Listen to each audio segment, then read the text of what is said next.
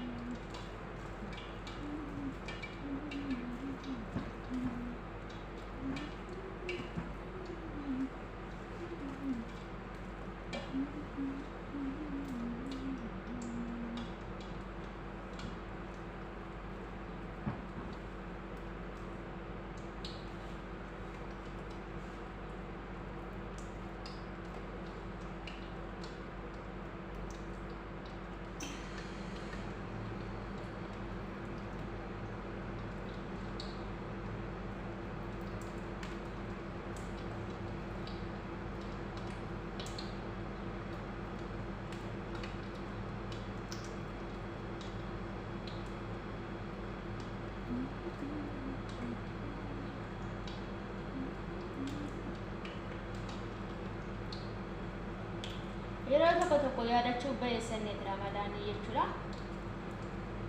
Kanaafi har'a geemaatii hojjedhee keessis immoo sanbataadha. Har'a waan jiraas ni jira nagra.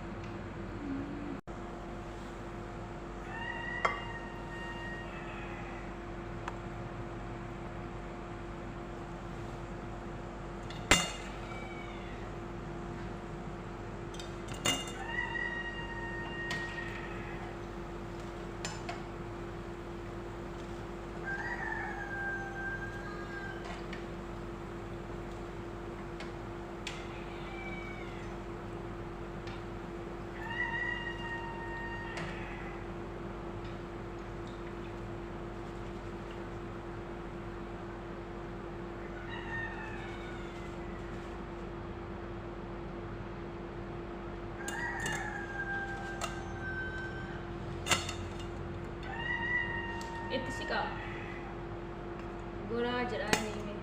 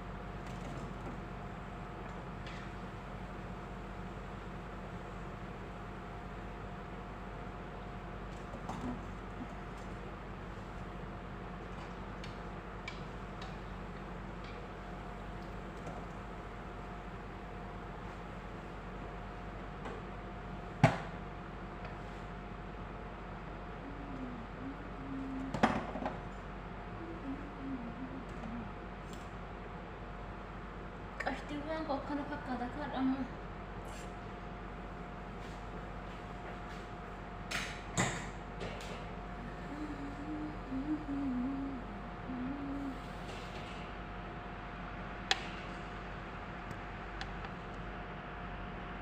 Kunoo dhumni isaa akkas fakkaata bolottaan koo.